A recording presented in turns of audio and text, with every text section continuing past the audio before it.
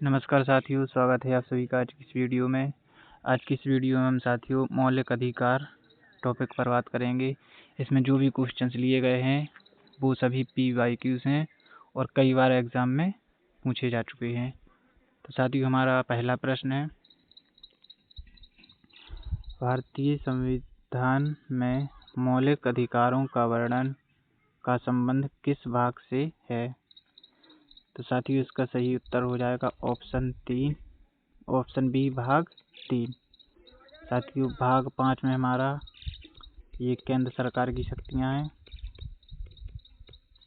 और भाग 4 में हमारे पास DPSP दिए गए हैं यानी कि राज्य के नीति निर्देशक तत्व, और भाग 2 में हमारे पास सिटीजनशिप यानी कि नागरिकता का वर्णन है।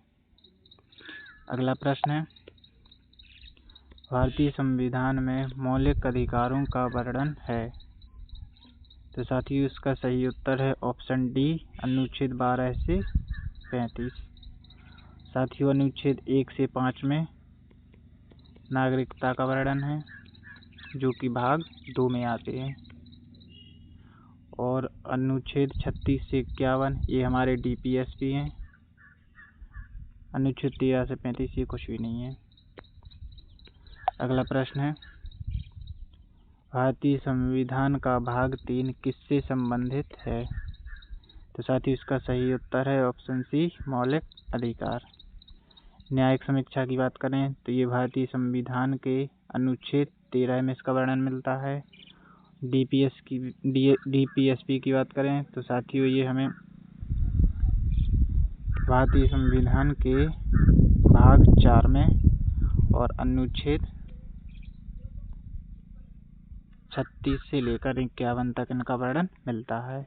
और साथियों मौलिक अधिकार ये भाग 4A में इनका वर्णन है, और तथा ये किस अनुच्छेद में दिए गए हैं?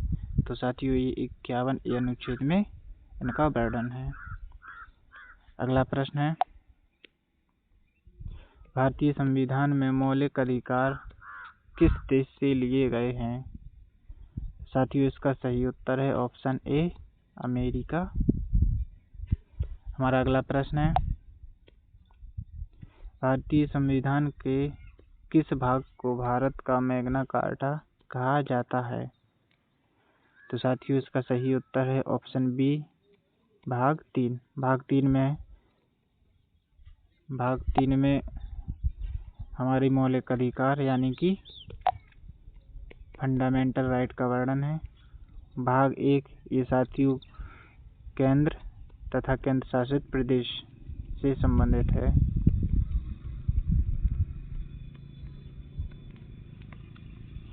और भाग 4 में साथियों DPSP का वर्णन है जो कि अनुच्छेद 36 से 51 तक इनका वर्णन है। और साथियों भाग 2 में ये हमारी नागरिकता से संबंधित है। और साथियों भाग 2 यानी नागरिकता इसका वर्णन हमें अनुच्छेद 5 से लेकर 11 तक मिलता है। धन्यवाद साथियों।